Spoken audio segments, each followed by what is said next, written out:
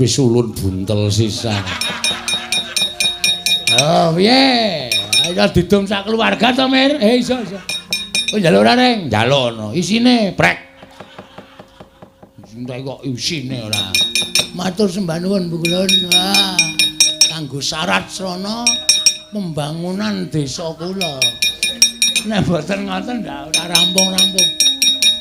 Angling ora Bagong to. Pakde, heeh. Lu ngopo?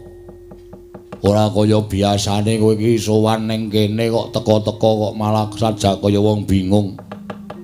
Wedan tambah sugih kowe. Iya. Ya nderekke ratu-ratu sabrang kok ya, Gong. Ora le nyolong. Hus. Boyo sing apik nek apa pakdemu ku ndang tau tate nyolong po. Ya syukur nek tambah sugih. Waduh. Nek tuku kapan e, Po? Kok di jam dinding gede banget kae. Mbok wis satu gagas. Tapeke wo, gelem po kowe? Gelem. Peken engko nek bali gawanen. Tenan? Heeh. Matur nuwun ya, Po. Ya, ning kae ming plastik. Jame ora obah, ya ming jam 5 terus. Oh, piye nek upama dikeprokke kowe, Po? Wah, senengane kowe iki nek njaluk dikeki nek diblakani nesu. Anggo abrak apa? Jam plastik kok diwenehke ora. Ora ngopo, eneng ngopo kak gawe tratapan pakdemu. Po, ngopo? Aku amatur karo kowe, Po. Ya ismaya. Heeh. Iki mau digawa nang kayangan. Njaluk Semar kaya nyembah karo panjenengane. Semar arep nyembah. Ning aku sing mengeng. Oh, aku ora tegel ya bapakku dingonone. Ha iya, tur dasar ya tuwa bapakmu ro Bathara Guru. Ha iya. Nesu Bathara Guru ngetapke para Wadyabala Dewa. Wo. Krija Sang Bagong. Waduh. Dewa tak undurke kabeh. Kabeh. Ming siji nding. Sapa? Yang Madipati. Penyarian kalah karo Gareng mergo penyarian ra nggawa cap. Oh iya. Bathara Indra kalah karo apa jenenge iki Petro. Ayo Madipati arep njabuti wong desa. Nggon aku sikat-sike. Kalah.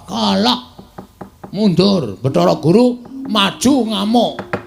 Nggawa apa jenenge? Apa wong kae pusakane Bathara Guru apa? Lah sing bentuke kaya ngopo? Sing pucuke telu lho. Cis Trisula.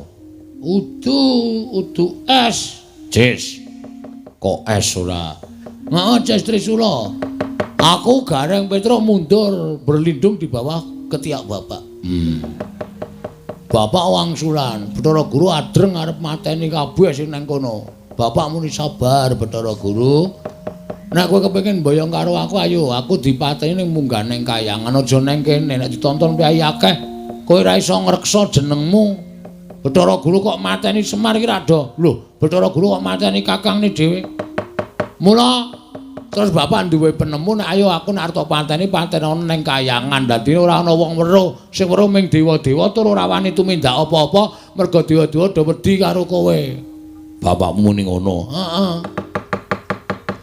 Terus bapak saiki munggah ning kayangan karo Gareng karo Petro. Aku kon keri neng donya, jarene kon ngrampungke lek arep duwe gawe bangun desa. Weh, ngono ta? Lah terus kowe mrene ngopo? Mrene arep njaluk tulung karo kowe apa Togok? Aku ditulungi bapak digobali apa? Nendi? Nang omah. Sampeyan tak tuwa dhewe to. Jare mbiyen sampeyan karo bapak karo Bathara Guru ki kedadian saka telek. Us. Anu telek temen plene ngendhok. Oh, iya. Sampeyan kulite, bapak putihe, Bathara Guru kuningane, ha ta? Heeh. Teleke dadi mbilung. Persetan. Oh, nduruk. Basa Indonesia ora. Ana kuwi tulungi ya, Pak. Gong. Nek aku sing nulungi mengko ndak aku dikira wong tuwa sing melu-melu perkarane bapakmu karo Manikmaya. Ha terus? Aku ora iso nek kon munggah ning kayangan. Wow, aku nggo catet lho. Kok nyatet cangkemmu ya, wa? Sik. Wah, mak teratap aku. Aku iki wong ora tau sembrono. Nek mencret terus nyatut cangkemku tenan. Iki serius iki. Nek ora gelem ngewangi aku, ora gelem balekke bapak, asli tenan catet. Tak benggang nggo kunci Inggris sangemu. Men saya amba. Sik. Aku ora gelem ngewangi ning iki aku duwe cara. Caramu piye? Sing ngewangi kowe dhewe wae. Aku? Heeh. Dur kekuatanku apa? Ning ora wujud Bagong. Lho, wujud apa? Nek wujud Bagong kok ndak ketok nek kowe nulungi wong tuamu. Terus wujude kowe wujud sapa wae sakarepmu. Engko tak nehi daya kekuatanku munggah ning kayangan kowe dadi wong digdaya. Yakin? Ya. Saiki kowe pengine dadi sapa? Aku sing dadekke kowe dadi sapa? Dosamu kok? Moh. Iki Ratu Angkara Murka kok dadi ya sing apik-apik. Dadi sapa? Milya. Setyaki. Mah, ndak jotosan terus aku gang. Ah sapa? Abimanyu. Ah ora, bagus malah kecentelan rondo pirang-pirang rekoso ling ngragati men. Ming wong kere kaya ngene. Ora jane nek tok seneng iki pengin dadi apa? Nek Siwa iso ndadekke aku, njaluk dadi Raden Werkudara apa? Wah, mbok ora sing aneh-aneh, Gong. Kowe iki mung cilik kaya ngono kok. Berarti ora iso. Nek iso dadi apa-apa iso. Iso le iso ning Boyotriyane. Ora, catet cangkemmu. Yo. Yo tak dadekke. Tak dadekke. Wah, kok lancamane ming cangkem terus to iki. Apike cangkemmu wae? Iso kemlebet kaya gendera e. Oh ya wis ben ora. Wis wani dadi Raden Werkudara. Wani, kok nek ketemu Raden Werkudara tenan kowe nanggung dhewe perkarane. Tak tanggunge. Wis gak wis, aku piye carane, Pak? Ngadeg. Ngene. Sedakep. Ngene. Merem. Melet. Ah catet ya ora. Ora sanggo melet. Wis ngampet ambegan. Tak cipta. Ya, tenan lho. Iya. Ngapusi atuhnya tenan. Ora. Dibuat jadi anjing saja, Gok. Kuwi borokan muni piye iki, Mo? Tak klithiki ndasmu kowe. Ngulung aja tok pebeda iki nek wong nekat tenan nulungi, nek nekat nyemelangi. Wis tak suwunke ngersaning Gusti ya, muga-muga kasembatan panjang kamule.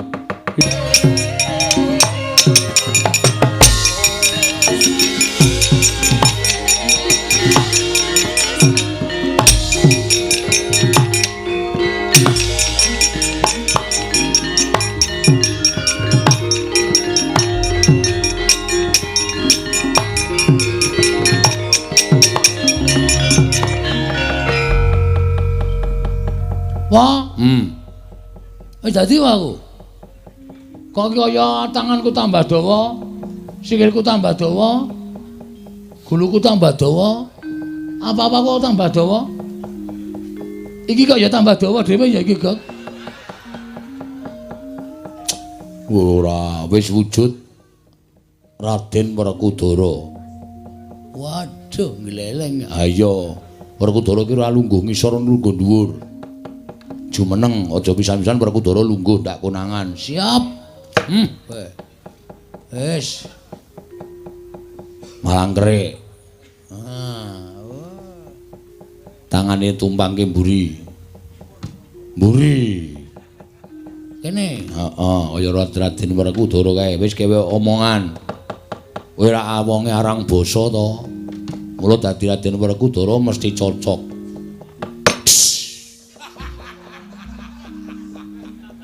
Ngopo kuwi?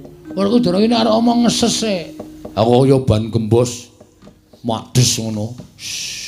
Ngono. Wah. Ora wangun, Gong. Gedhe kok ya suarane. Iki paling gedhe. Ngampete iki pisan. Swara wetenge. Coba digedhekke meneh, didehemke mbok menawa ana regetane. Kene lho. Ngene nggo tak dah idu. Wes. Jangan kok kuwi pakecoan. Coba suarane sing gedhe. Ngerem dasmu. Wah, karo makne gedhe ngendas-ndaske. Iki lagi latihan diganggu. Oh iya, aja ora tak ganggu. Kok saya cilik ngembose.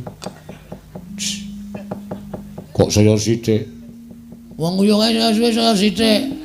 Maune ngono entek yo ngono. Wah.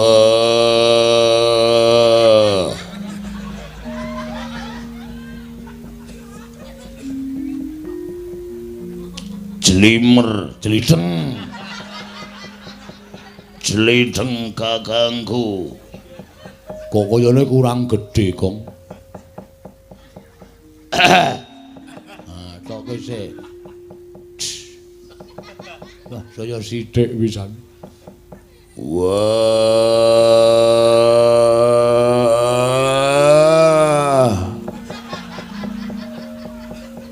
Jlideng kakangku. Walah, malah ngentut barang iki.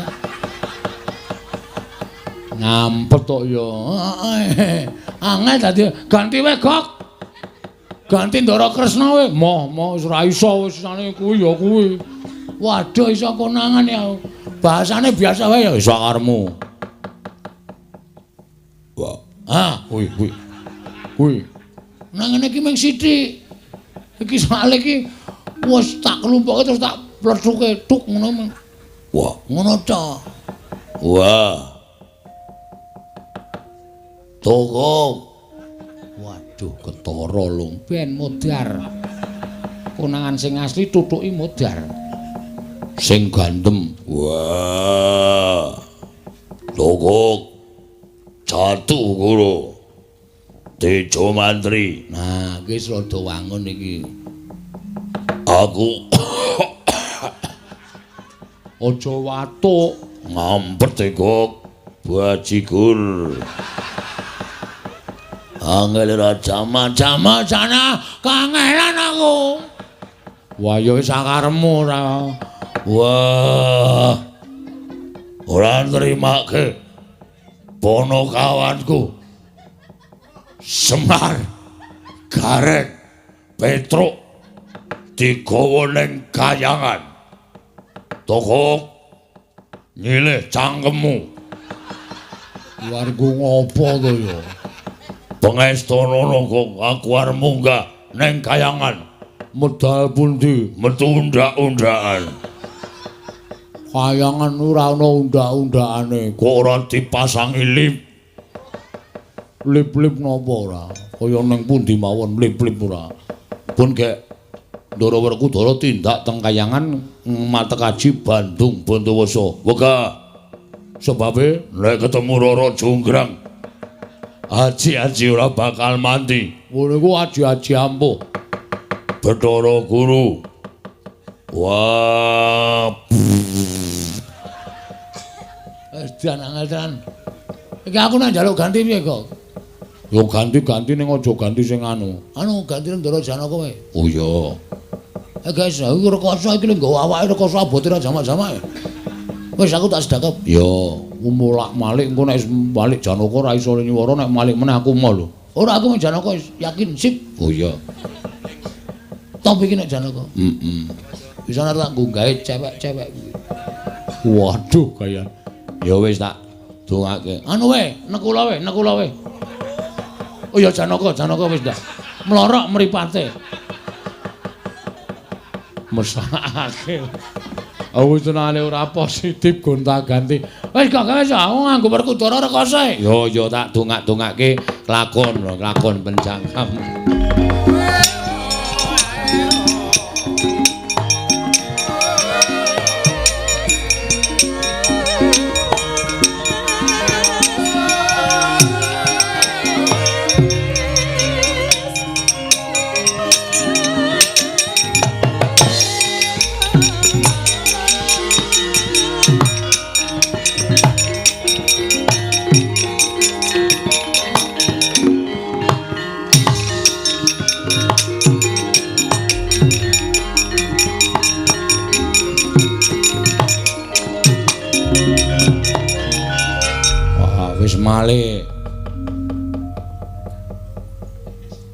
Wis malik toga.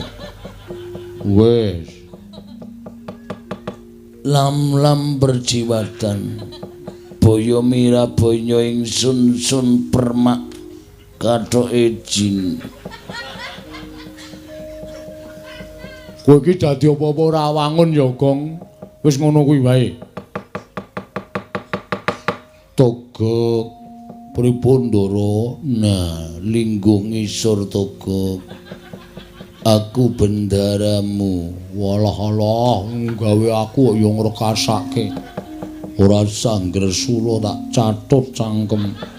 Janaka kok nggo catut iki cara ngendi? Kiai Catut Pambelah Jagat.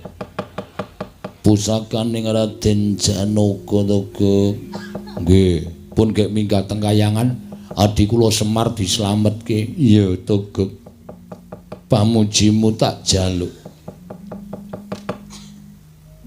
Aku njaluk kanggo syarat munggah kayangan slamet ana ingkang kudu dadi tumbal. Sinten kae? Borok mburi kae. Mbok lunga. Ora kajen ket mau men. Bagong iki kirik tenan kok. Makne gre diborak-borokke. Aku budal munggah marang kayangan Toga. Sing ati-ati ampun kados lari alit kula dongak-dongaki kasembatan penjangkane. Iya Toga minggiro. Aku arep joget. Oh nggih. Kakang Semar aja kuwatir aku ingkang bakal sumusul marang sira Kakang Semar. Tak slametke Kakang. Yen Kakang wis ketaton, Kakang wis rumangsa duwe tatu sarta wis kedrawasan, aja kuwatir. Mengko tak gawake oksigen supaya Kakang Semar tetep urip ana ing Madyapada. Kakang Semar.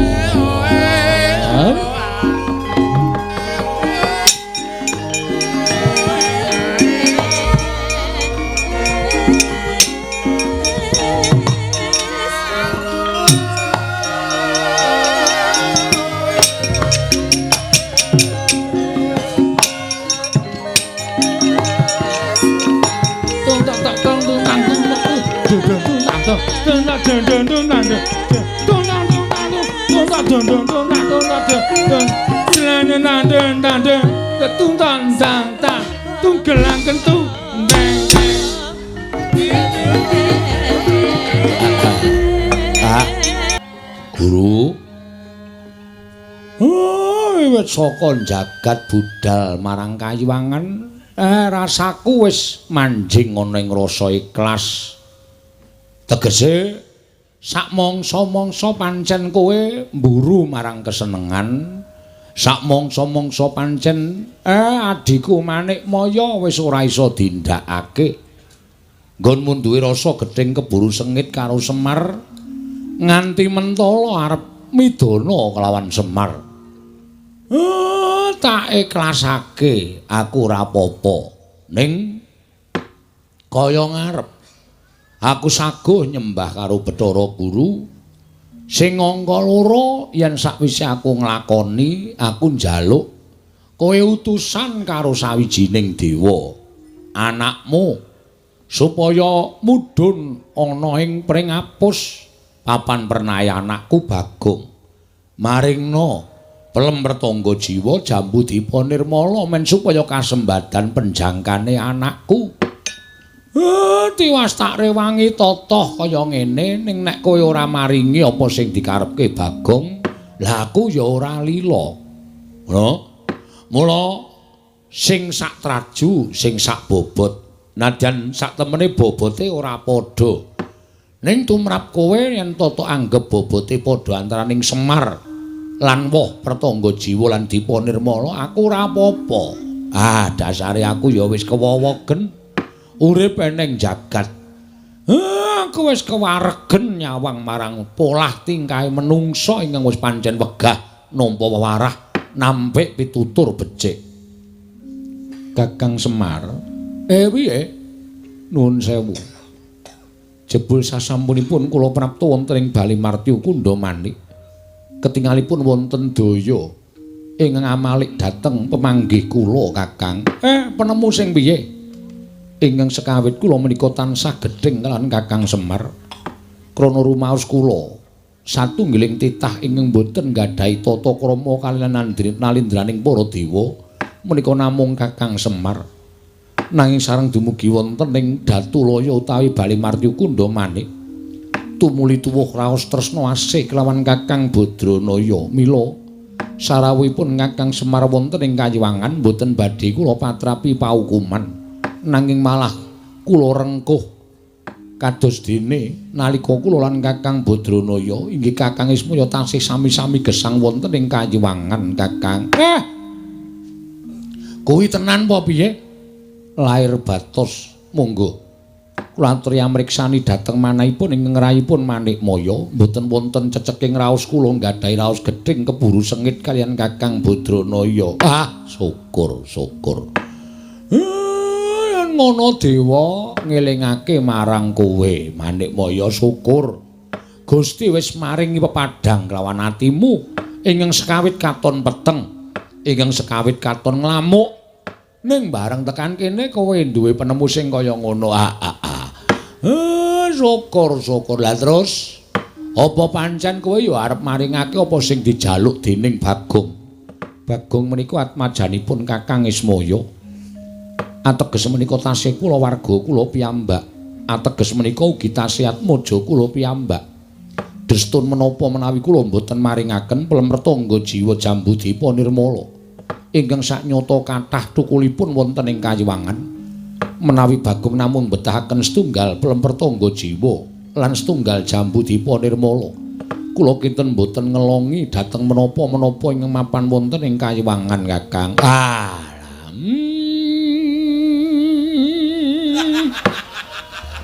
Atiku seneng Manikmaya.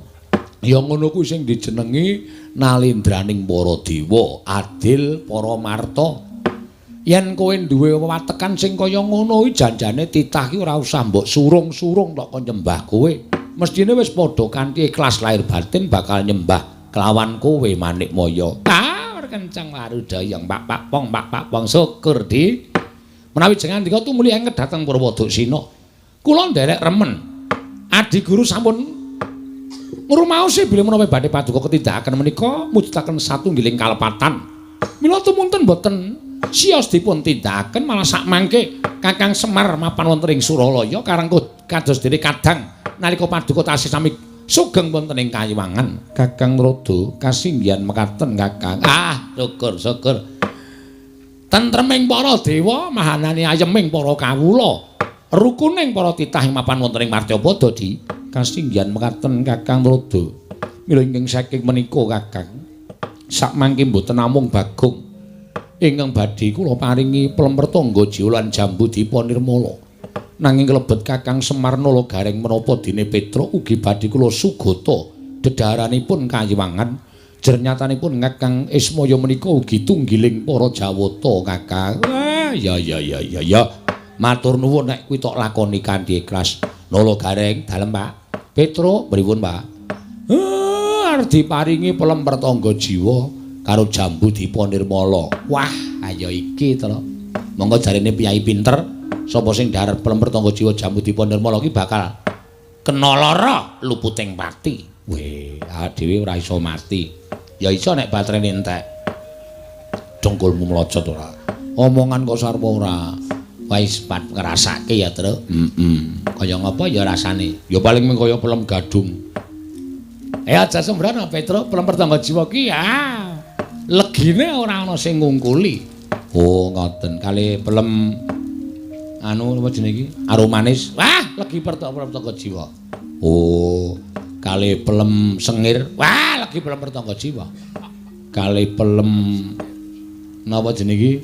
Pelem anu rapia. Wah, pelem pertangga jiwa. Kali pelem sing di blaster. Wah. Legi pelem pertangga jiwa. Kali pelem wah. Oh, disipi to reng ora. Ya wis biyen mangkel aku wawe.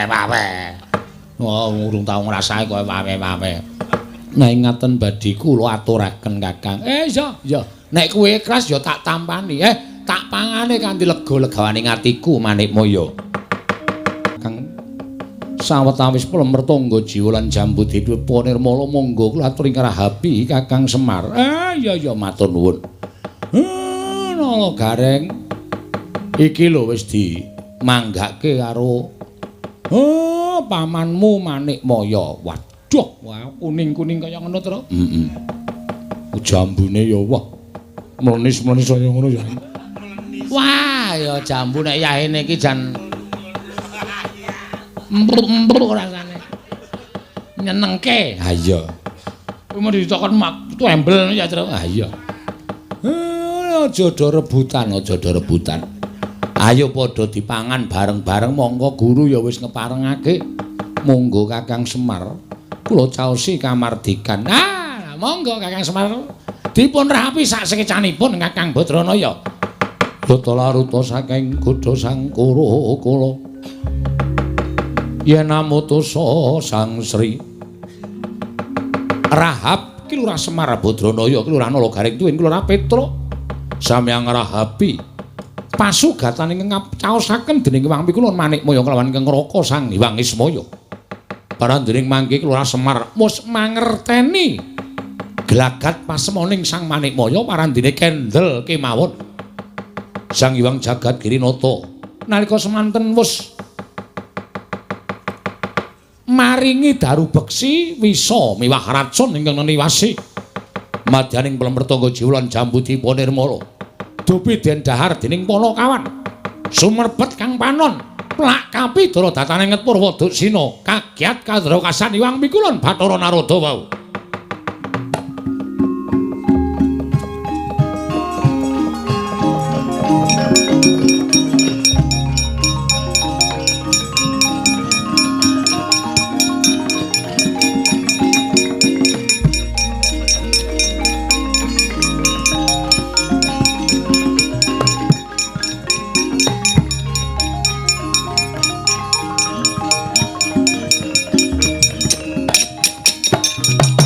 Yo.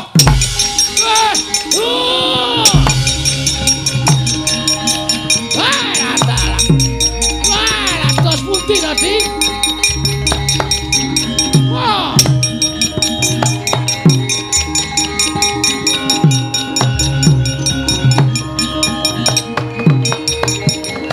Wah, panjenengan menika pancen wah. Nuwun sewu lho, kula menika sampun remen panjenengan menika sedahipun sampun emut Purwadasina. Nanging sareng plemertangga jiwa jambu dipun ora dipun dahar dening Semar Nala Gareng lan Petruk. Lah kok sami bengok-bengok. Tumunten sami katriwandan boten eling Purwadasina. Nuwun sewu lho, nuwun sewu. Panjenengan menika sampun apus krama kaliyan Kang Raka piyambak. Inggih miya Sang Hyang Ismaya. Ngantos kemekatan kedadosanipun. Menika dos pundi menawi mangke wonten kantrimanipun. Ingkang ngakarya jagat dhateng tumindak paduka Adi Pramila Bathara menika ingkang badhe nanggal sinten to Pidi?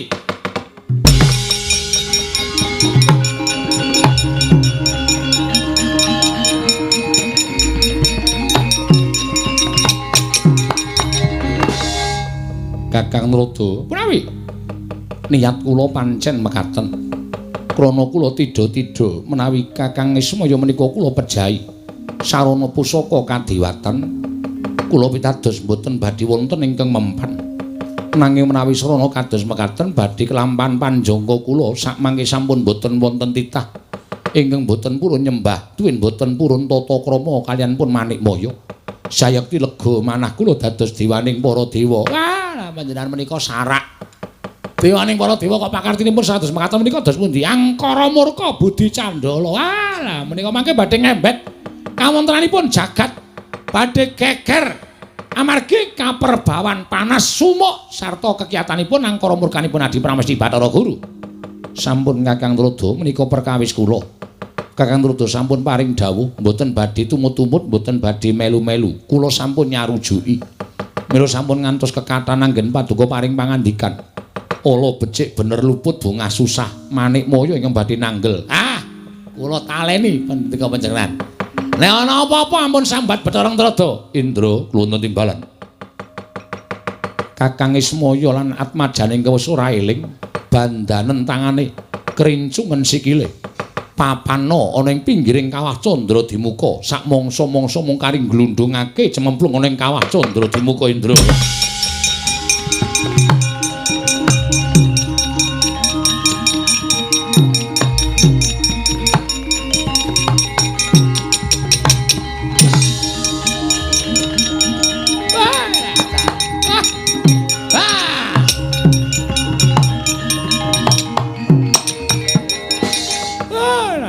Giris ati kula. Nyumuri pelampahan kados mekaten menika kok melang-melang kaya ninggal jejabang wonten tepining Balumbak. Panjenengan sampun nindakaken sewiji-wiji ingkang ngregeti dhateng kasucen kayiwangan. Panjenengan sampun nindakaken sewiji-wiji ingkang damel kucem asmanipun Adi Pramesti Bathara Guru ning panjenengan boten kraos. Namung mbulu dhateng pepinginan ing nyatanipun menika mangke badhe damel srana anggen paduka badhe kejlungup wonten juranging kasangsaran lan kewirangan. Inggih, badhe kula tanggel. Ah, panjenengan angel dikandhani kok. Lah pripun tadi kok dados mekaten menika kawontenanipun? Upami dinten menika mboten wonten ing ngemalsaken dhateng Kakang Semar ning hukum karma menika tumindak lho, badhe kula tanggel. Waduh dan tobat-tobat. Apa-apa kok didodo, apa-apa kok didodo. Monggo durung karuan wis kelakon. Lelakone kelakon ana. Imbal balike panjenengan boten saged dodo dhateng kawontenan. Ah, wis sampun kula boten tumut-tumut.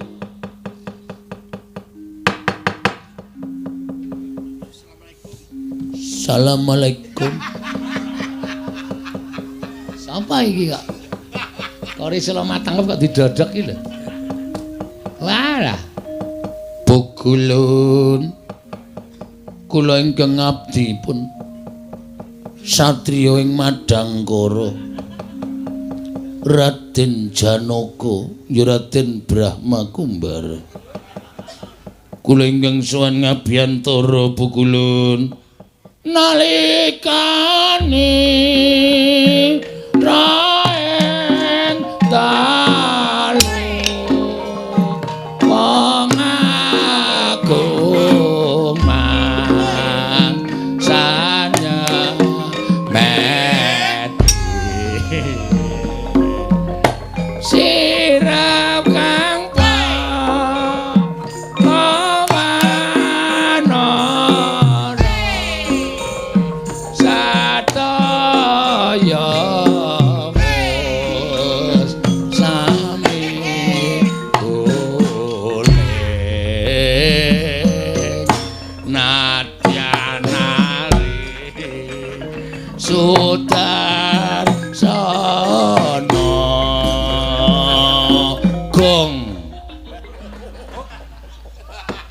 iki apa iki? Lho, ra ono apa-apa kok Janaka edan iki ngapa iki? Kakang Brada. Punawi?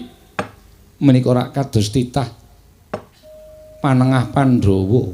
Ha inggih lah kaya ngono iki lho kok nggawa glotrekan barang. Wah, lah menika pripun iki lho? Sampun Kakang kula ingkang badhe ndangu. Kulup Arjuna padha kanthi raja sak praptanira nggir Janaka. Asu anu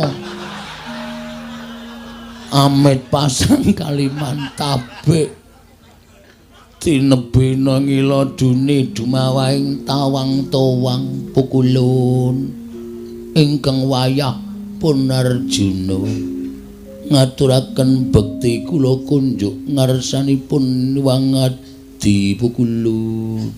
Ya Janaka luntampa pangestu ulun tampanono Janaka kula cancang pucaking remi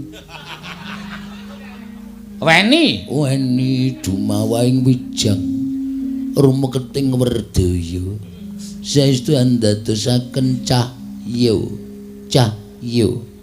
nur cahya ndadosaken Giri Patembaya.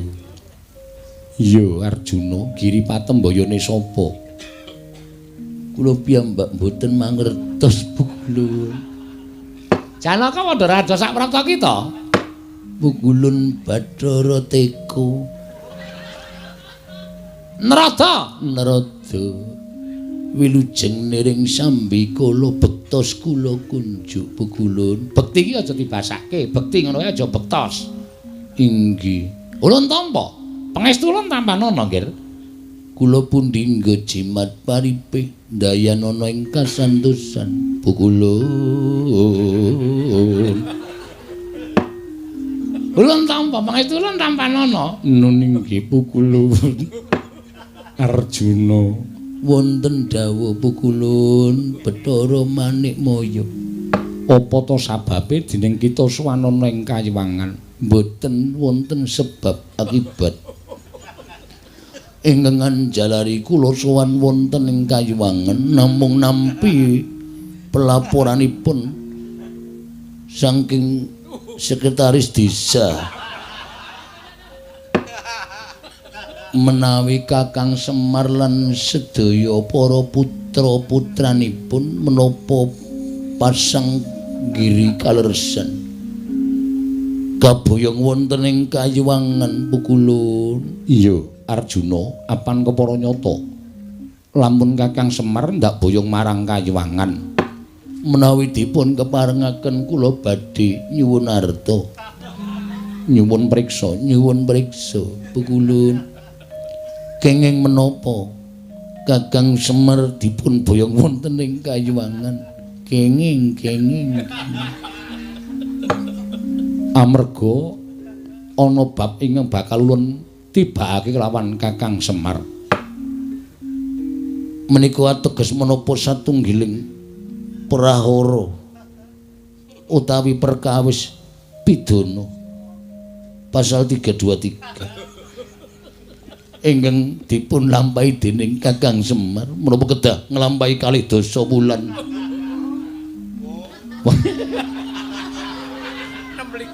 Wonten lebeting pakunjaran minangka eks narapidana kanthi kasus penusukan. Iki kok sajahe kaya Udu Janaka iki. Janaka omongane kok ting pletot ora karo-karane sapenake dhewe iki. Menapa inggih mekaten pukulun Arjuna wonten dawuh Arguru. Kakang Semar ulun piji mangarsama sabab bakal ulun patrapi pidana. Pidana menapa ing badhe kapatrapak ketek dhateng kekecepet pukulun. Ora luwih kejaba mung pidana pati. Sabab Kakang Ismaya ora nate nyembah kalawan Bathara Guru, mongko ulun nalindraning para dewa ora pantes urip ana ing alam padhang. Kakang Semar kudu tekaning pati sabab wis ngasorake derajating Bathara Guru Janaka. Mulat Mara Sangarjana semunya kang kamanungsan kasrepang tingkahing mungsuh boten nginten babar pisan menawi paduka pukulun kados mekaten lampanipun. Janaka kuwalik. Raine nang kene kok raine nang kono. Wah, dumeh rambute dawa digebeske. Pukulun menawi titira mekaten kula mboten narimakaken menapa ingkang dumados kaliyan Kakang Semar inggih Kakang Nayantaka inggih Kakang Sarunsari Budana nangunun juru Diapunta Prasanta inggih Sang Bojogati inggih Bojokrama. Kula mboten narimakaken pukulun, kula mboten trima menawi paduka pukulun mboten menapa menika mangsulaken Kakang Semar wonten ngarsanipun ingkang wayahipun Raden Janaka. Rawe kula rantas malang-malang badhe kula putung Arjuna wonten dawuh yen ngono kita wani kalian panjenengan ulun mboten ateges kula badhe wantun lan panjenengan pukulun namung pakartinipun pukulun ingkang sampun nalisir saking angger-anggering kautaman minggo saking dedalan. Kula mboten narimakaken. Bener Janaka nek tok waneni kok sapenake dhewe ora. Yen ngono kita wani kelawan panjenengan ulun bakal ulun katutake dosane. Pukulun wonten tembungan dudut ngatur sulung luntung niki. Menawi panjenengan badhe ngatutaken menapa ing sampun badhe Kula mboten ejri kan panjenengan pukulun guntur geni guntur angin sirnakno Janaka.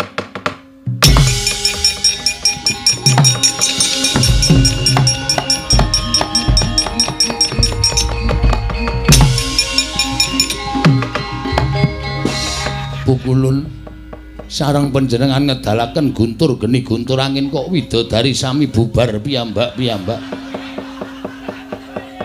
Menika badhe wonten pundi Pukulun? Ah, widodari ki nek yaene do kepuyuh. Lilan ana kula nderek. Ora kena kok melu arep ngopo? Pukulun sampun dangu kula mboten sumerep. Sampun wonten 3 wulan menika Pukulun. Saben dalu mboten sapa wonten ing griya Pukulun.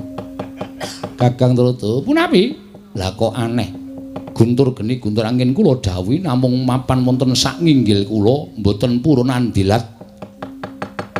Inggih menika jejeripun Janaka satemah lebur tumpur tanpa dadi. Pukulun guntur geni guntur angin sak menika sampun sambet pas derekan kalian kula. Mila mboten badhe wantun mejahi dhateng kula Pukulun. Arjuna kula wonten paring adhawuh Jes Trisula kelakon bedah dodo kita. Monggo kula trinamakaken Pukulun.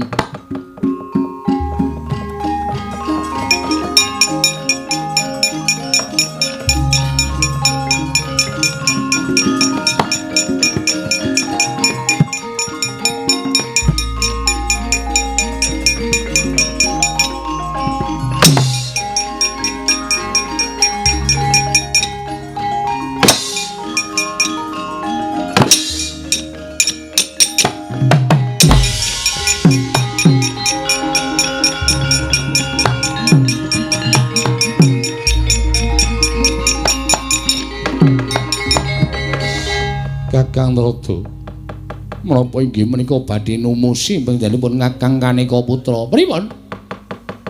Jes Trisula mboten tumama, Janaka malah ketingal mesam-mesem kados mekaten. Wah, lah kok elok bocah iki. Lah kok dadi kaya ngono kekuatane. Pukulun panjenengan ndawahaken menapa menika namanipun Jes Trisula. Jes Trisula kula mboten kraos Pukulun. Lah banjur aku kudu piye Janaka menawi kita panjenengan Pukulun mboten ngunduraken Kakang Semar lan sak anak-anakipun. Pukulun kula mboten nrimakaken. Paduka Pukulun tetep badhe kula ajar legane ati kula.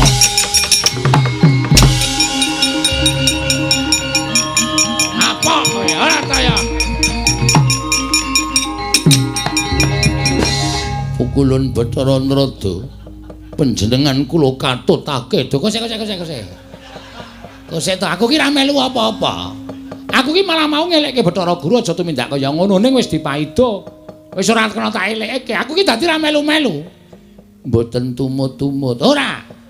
Oh inggih sampun Pukulun. Kula nyuwun pangapunten Pukulun. Ya ora dadi apa. Pukulun betoses. Lho. Dewa kok jaluki rokok iki dewa ki ora udut. Dewa ki memang jambu dewa Nirmala, pelem pertangga jiwa ora udut. Mboten ses. Ora. Bringosen kok ora udut. Apa kuwi? Wong lanang apa? Wah, lah trondolo ki ora. Ora jane kowe nyuwara. Pukulun. Coba, kowe nyuwara aja gedhe-gedhe, ning kaya swara biasane. Pukulun ngono. Pukulun. Nah, candhak kowe. Ora iso ngapusi kowe, ayo. Asem iki cah cilik angel dapusi iki. Cah cilik dekulmu kowe ora. Ayo kowe dadi kesandangane rene sing akon sapa? Kula nggih goleki bapake. Nek bapak nganti tekan mriki dipidana kali Pukulun Bathara Guru kula kelangan bapak le kakang kula, kanca kula sapa? Sing nyandangi kowe Janaka sapa? Anu, si Tomber. Togok. Togok lah. Togok. Ngapura ya, ana anak buahe loro nang kene. Nanti tak sebut jenenge. Walah, sing nyandangi Togok. Anu nggih. Walah, mula kok ya duwe kekuatan munggah ning kayangan. Pripun niki kula bapak kula teng pundi? Bapakmu nang pinggir Candra Dimuka ana. Tulungana dibondo karo Pukulan Bathara Guru. Wah, jan setan tenan kok Bathara Guru.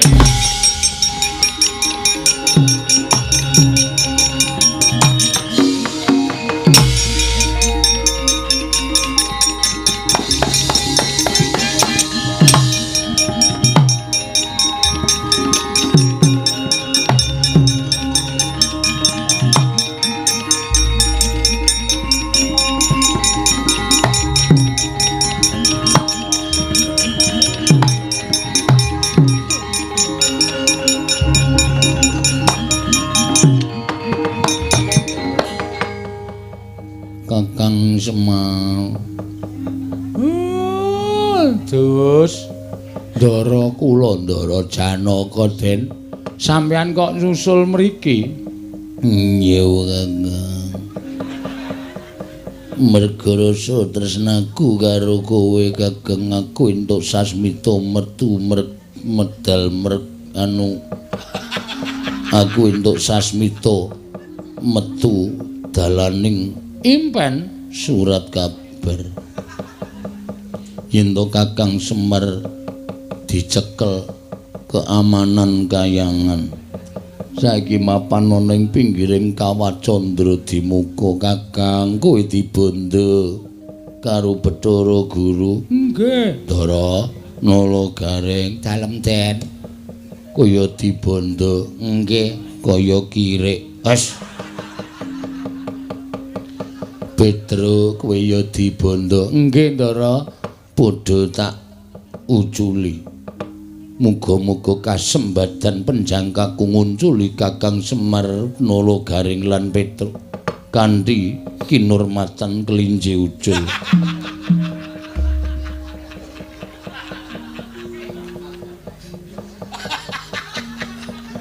Pun pokoke kanggo kinurmatan apa-apa kula nderek. Waton kula duculi.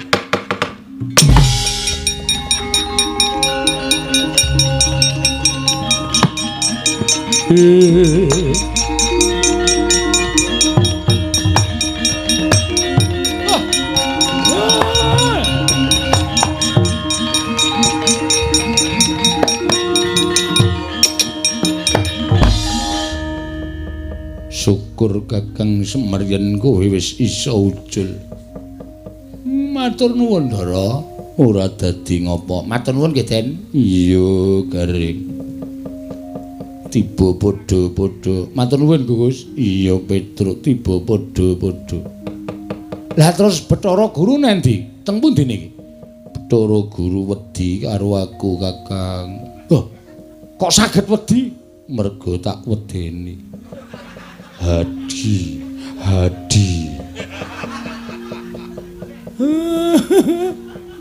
Iki kok kaya ora kaya biasane to Gareng. Sik. Lah periksane. Ndara dalem opo Gareng? Waduh Ndara Jana. Malem Kemis digeret Larasati. Malem Jemuah digeret Manuhara. Malem Setu digeret Sembadra. Malem Minggu digeret karo si Dresana. Nggih. Minggu sore suntik. Truk sambat truk kaya bedhek-bedhekan aku ngerti kuwi ya. Mulih tak rasa diambu wae awake. Wong bocah iki ora tau adus. Nek adus mung bareng sura. Edian. Pedro kowe mambu apa? Mambu apa ambune kaya ngono kok. Pancen aku ora ganti celana dalem itu. Ya anggere ngene iki. Ndara? Apa? Wah. Mudyar kowe iki nduwer, Pak. Weh. Trembelane anak kok wani karo wong tuwa. Nek ora aku sing nglametke. Kowe iki ngusah ndangani sapa? Kowe sing ngandhangi sapa? Togok. Lho. Bapak budane kayangan mau aku bingung terus sowan Togok. Ayo piye meneh? iso munggane kayangan sirku mung arep nyelametke bapak karo Petro karo Garang kuwi. Matur nuwun nek ngono aku seneng.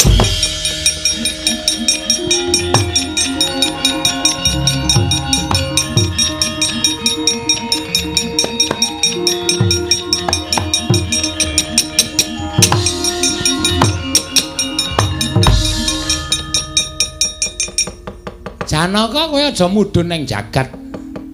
Keparingipun Iwang Pikulun kura-kura ninja kados pundi. Ngawur banget. Pulun Rada diundang kura-kura ninja. Ora penak wae lho le omong iki. Kowe lungguh nang Sela Kandawaru Binangun. Ha? Lungguh ning Dampar Kayangan. Lah terus mangke Pikulun Bathara Guru menawi marah. Iwang Pikulun maneh kaya ki nek cedhak ana ing jagat kae merga wis kerepotan ra iso mikir ra iso bingung penggalihe. Tumuli mengko mesti nyuwun tulung karo titah. Lah sing dijujuk ora ana liya kejem ngomong Pandhawa. Pandhawa engko munggane kayangan karo Iwang Pikulun Bathara Guru nek kayangan ana sing lungguh dampar matek wis ora arep piye-piye. Bener tumraping Kakang Trada. Kok Kakang Pikulun Trada nanging bahaya tumrap kula. Kok bahaya? Menawi Pandhawa minggah wonten ing Kayiwangan ateges wonten Raden Janaka. Menawi ngertos kula wonten mriku Raden Janaka beto jemparing kula dipanah. Sampeyan seneng nek kula bolong awake iki. Bener iki. Aja wedi mengaku sing ngampi-ngampi karo kowe, wis rasa sumelang. Ngono? Nek Janaka nibake panah karo kowe mesti ora bakal tumomo wong kowe iki lagi kesinungan kadegdayan kaya ngono Bagong. Oh, jangan sekali-sekali mengatakan nama Bagong. Siapa itu Bagong? Saya tidak kenal. Di sini yang ada Raden Gatotkaca. Kleru. Sapa Janaka. Wah, ketok wis walus slip. Wis halus wae kleru. Aja kuwatir ayo Janaka. Monggo Kakang Trada kula dherekaken. Kecilikan ketara suarane. Rada gedhe. Monggo Kakang Trada kula dherek. Ngono kuwi rada wangun. Ayo.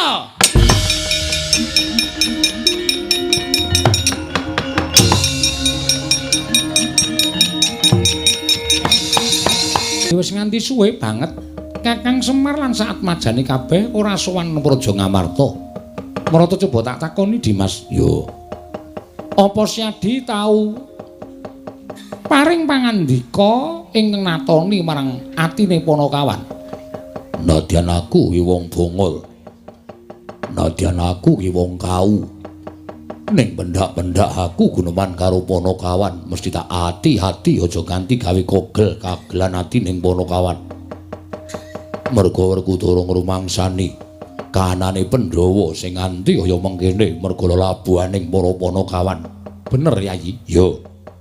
Siadi dieling-eling apa tau tate paring pangandikan sing gawe kogel kagelan penggaling Panakawan? Durung. Ning sing tak jubriyani mung adhiku Jlamprung. Merga panjenengane utawa adhiku Jlamprung kuwi pendak dina srawung karo Panakawan. Mbok menawa ana tembunge sing ketrucut, ana tembunge sing ora disengaja nganti dadi tatuning atining Semar lan saana-anane. Mula takonono. Janaka kuwi Arjuna kula wonten maring adawu. Apa Siadi gawe kogel kagelan penggaling Kakang Semar? Koko Prabu. Kados menawi dipun ngendikaken Kakang Mas Werkudara sak saged-saged kula mboten badhe tumindak. Ing mboten sak mestinipun kaliyan para Panakawan. Jernyatanipun Panakawan menika Koko Prabu pirsa piyambak tansah anuntun dhateng gesangipun pun Arjuna. Ya, muga-muga ora ana sing gawe tatu atining para Panakawan Werkudara.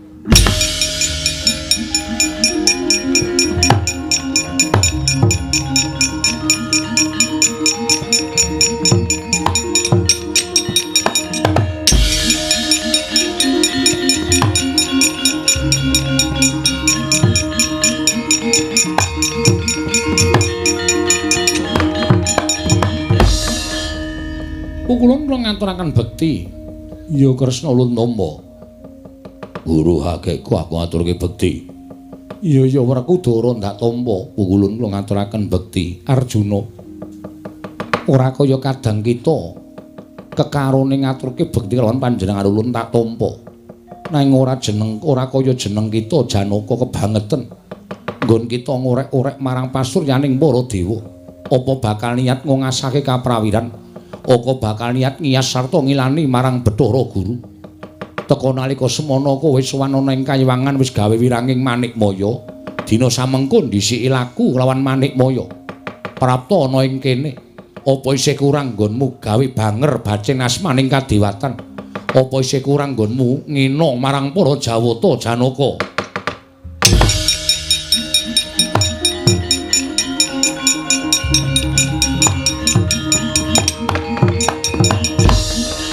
Kulun estu mboten ngertos kenthang kimpuling lelakon pojok mlereting kahanan teka paduka ndukani dhateng ingkang mayapun Janaka.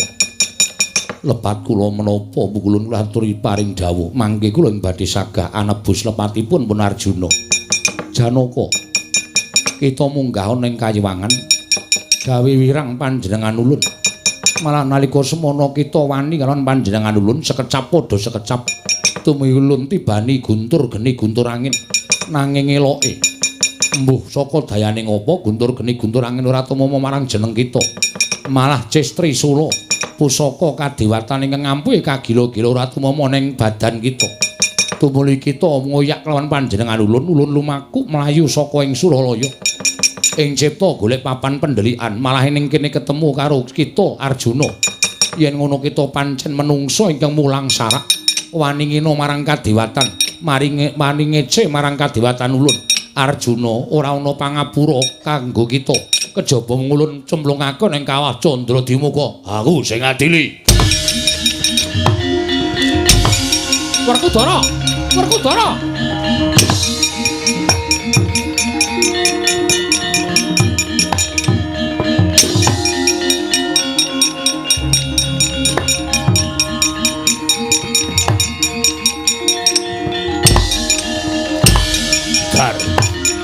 Datang Mas.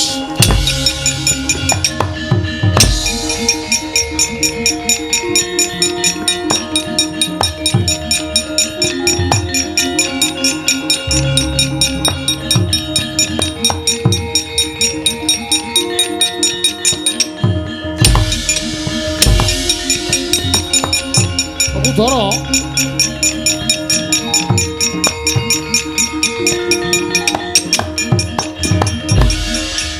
sik to Yayi aja kesusu to.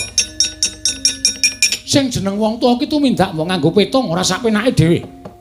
Wah, setan.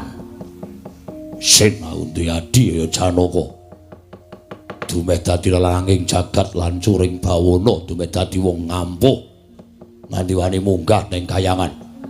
Kok sik to dipetung dhisik, ora perlu dipetung. Sing paring dawuh guru kakekku tangeh guru bakal guru karo titahe ondene pecahe ndase kok sikik to ora ngawur kaya ngene Werkudara.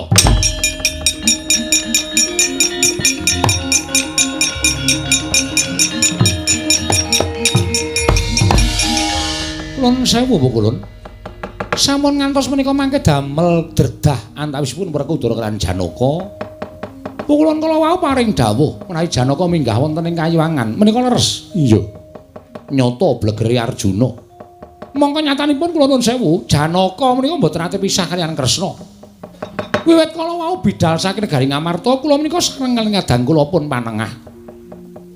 Nanging nyatane ana ing Kayiwangan ana wujud Janaka. Nanging ngaten sakmenika ngaten mawon. Monggo dipun buktekaken.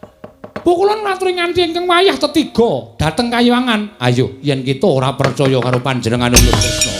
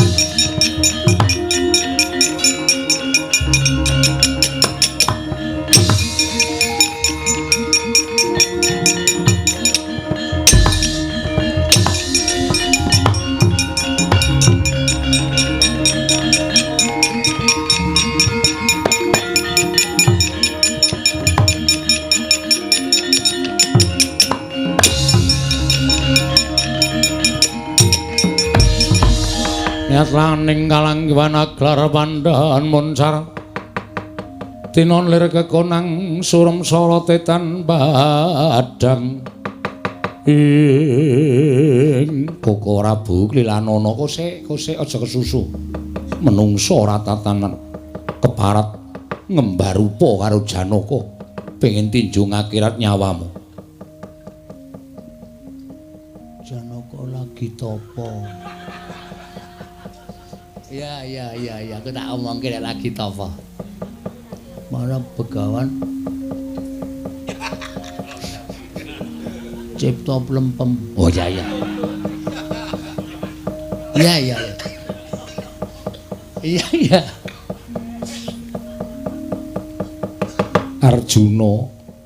Arjuna Jugara nggon kita tapa Janaka. Kuwi lah dalah tapa barang to Werkudara.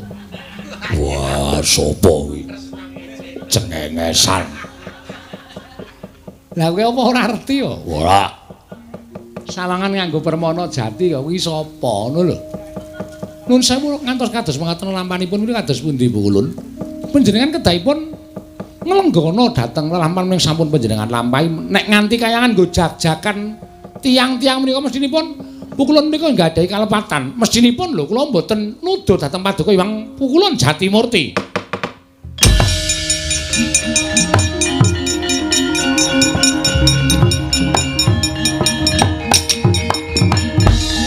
Pripun?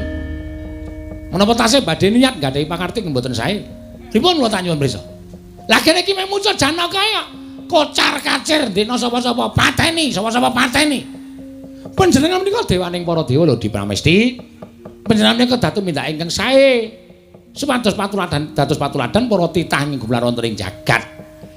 Lah wong ora luput, Semar ora kleru, Gareng ora kleru, Petruk ora kleru kok dibondo diracun. Nek mboten Janaka menika ingkang milujengaken Semar kalian Petruk kalian Gareng, kayangan saya geger tinimbangane geger sak menika.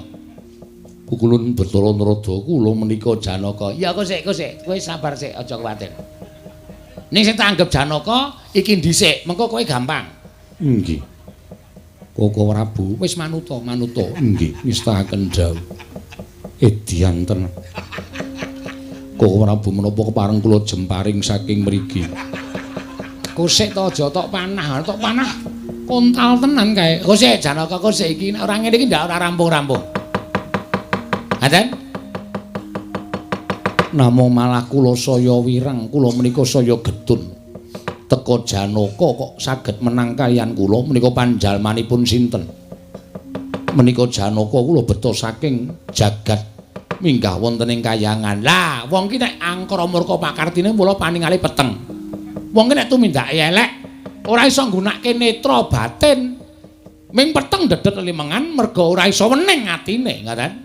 Sampeyan dienggo dolanan karo titah ya ora krasa. Ya mung merga titah menika pancen lagi winawong dening dewane. Dibantu karo dewane. Ngoten? Nggih, Kakang. Badhe ngresa? Badhe ngertos? Kula badhe ngertos. Teka Arjuna ingkang wonten pingking panjenengan menika kenging guntur geni guntur angin mboten menapa-menapa. Kenging pusaka Cestrisula mboten menapa-menapa. Sinten ingkang ngemong dhateng Janaka menika? Wong ki nek peteng ora iso nyawang. Lha trimesane iki.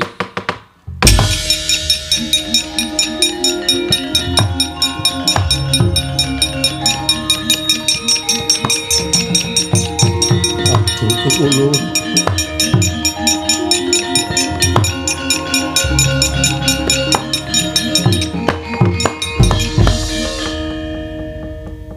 ulun ingkang ngomong lawan jagate Arjuna, Guru kita arep mboya trima. Ulun sepinten kelepatan kula diagung pangaksama. Ya merga saka panggresahe Ismaya. Pasambate Ismaya nalika mbok bondo ning tepining Candra Dimuka. Wekasan ulun tumiyup sangka ing ngondarandir bawana manjalma sajuga kelawan anggane Raden Janaka. Ya Raden Angling Darma. Edian nduwer iki karo Sang Hyang Menang ya wani sembrono. Darma dengkele atos kuwi ora. Nggih Bu kulun nandhang kalepatan. Ismaya gumelar ana ing jagat sayekti musti nitah dening purbaning Hyang Mahanasa minangka dadi pamomong. Manikmaya marata gaki saiki petungan kaya ngapa rekasane Badranaya, kaya ngapa rekasane Semar. Ing mestine urip ana ing kayiwangan kudu manjalma urip dadi titah, mongko mung tukang pamomong, mongko mung panakawan. Apa kita kepengin ngrasake dadi kaya Semar? Yen ngono ulun ningkeng bakal malik jagat. Ismaya dadi Jawata, Manikmaya dadi titah. Mboten pukulun mboten. Kula sampun ndodho ing kalepatan. Mula aja gampang lupute kelawan Semar. Semar kaparingan panguwasa, ora wenang nyembah kelawan Bathara Guru, ora wenang tata krama kelawan Bathara Guru. Kuwi wis sak mestine. Aja rumangsa dadi dewa. Nalendraning para dewa terus kumawasa sapa-sapa kudu nyembah nanging ana pitunganing Hyang Mahanasa ingkang ora diwenangake nyembah kelawan jeneng kita.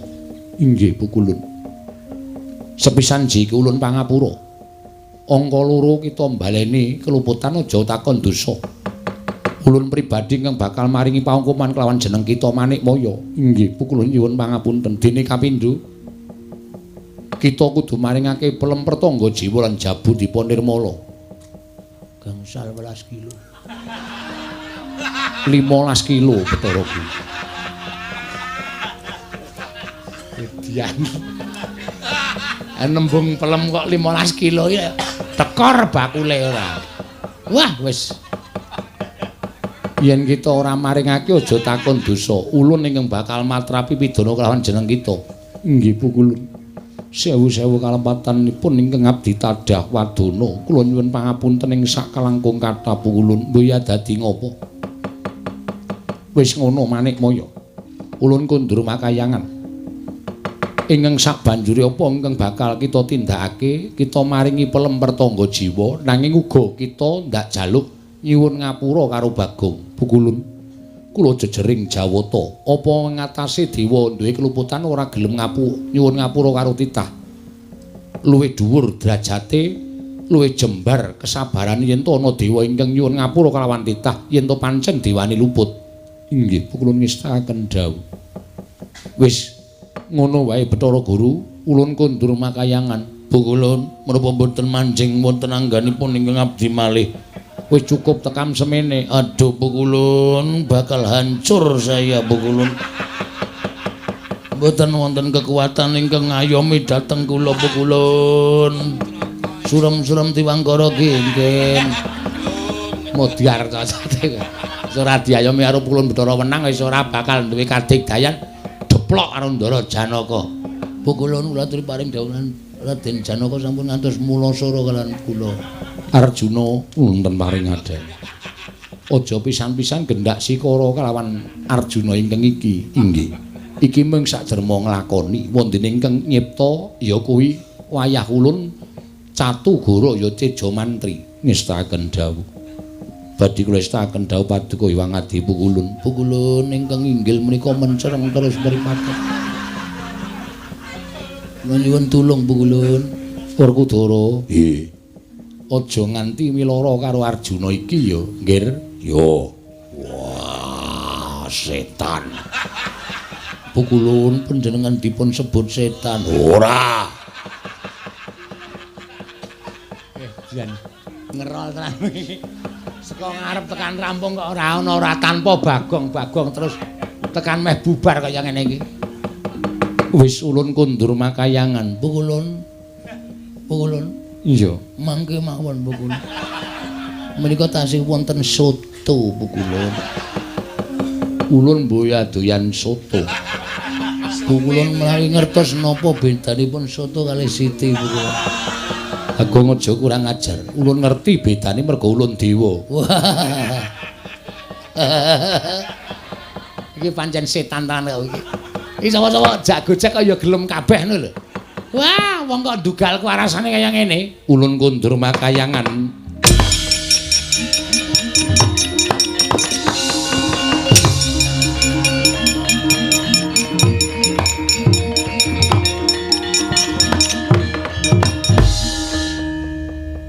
Kakang Rada. Menawi Arjuna menika kinen mandhap saking pelenggan. Medon sekali kali. Medon iki dungganmu. Lam-lam perjiwatan. Baya mirah baya ingsun. Sun permak dadi ndika. Sing arep dipermak ki apane? Rite Pukulun. Pukulun Bathara Guru. Kula ngaturaken sembah pangabekti kula kunjuk. Iya, Arjuna Luntampa. Kula bakal ulun paringi pelem pertangga jiwa lan jambu dipa nirmala. Inggih Pukulun. Koko Prabu Ndelolawati. Arjuna apa? Koko Prabu, kula kapanglan panjenengan Koko Prabu. Iya, Janaka, iya. Raden Janaka rasuk diwangsuli. Pukulun. Kowe iki ndang sapa? Pukulun Sanghyang pendek. Pendek dengkulmu kuwi. Pukulun Sanghyang menang. Pukulun Sanghyang menang wis bablas kok dadak diceluk. Ora ketok iku ajeng diajar kali Janaka. Ora. Kang Mas Jodipati. Wo. Nggih ampun sengol ngenten niku Kang Mas. Sing alus Kang Mas Jodipati. Nggih. Kula ngaturaken bekti kula kunjung nggih Kang Mas. Yo tak tampa. Pangestuku tampan ono, arep nampani pangestu ora? Nggih Kang Mas. Rene nyedak rene.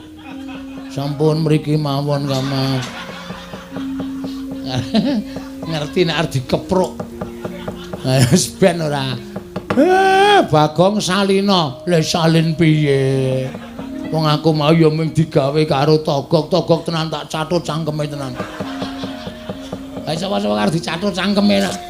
Maraya aku ora iso salin. Ulun puja bali kaya wingi une kowe Bagong.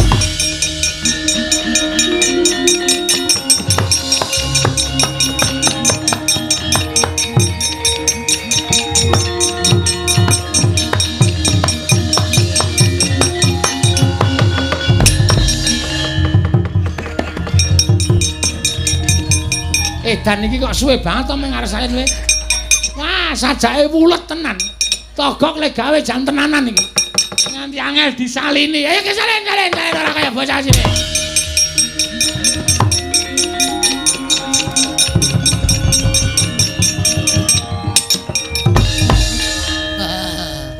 Halo. Ngandel ora. Nek mau tok panah ra kowe getun to. Setan. Ngapunten nggih, Dara. Sok nek ora dibaleni. Kok malah guyu e? Oh iki marai mangkel ning yo marai guyu. Bingung aku. Kok ndek kathok kaya ngono.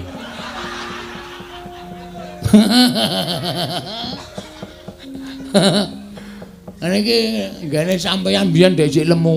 Oh. Niki biyen ana tulisane SD Kepek Wonosari.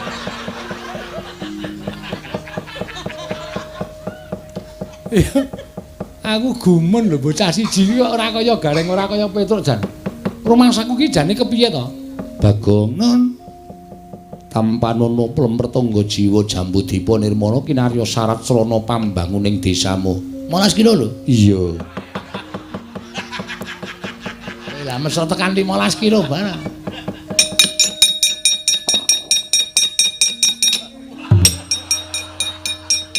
Wis ulun buntel sisan.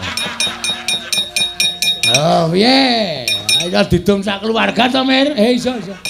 Oh, njaluk ora, Reng? Njalukno. Isine brek. Entek kok isine ora. Matur sembah nuwun, Bu Kulon. Kanggo syarat srana pembangunan desa kula. Nek boten ngoten ndak ora rampung-rampung. Kae, ora pamitan barang to. Nek kecukupan karepe rak mulih diusung dhewe kae. Wis ben kok rak kesel ndalan rak ngelekar semaput. Wah, jan setan tenan kok. Pukulun kula nyuwun pamit. Iya Kresna sing ati-ati. Pukulun kula nyuwun pamit. Arjuna, ulun nyuwun pangapura mboten dados menapa. Aku njaluk pamit. Guru hakeku Bratasena. Kula nyuwun pangapura, Kakang Semar, kula nyuwun pangapunten, Kakang. Ya ora apa-apa, lalekke lakon sing wis ora sandakan eling-eling.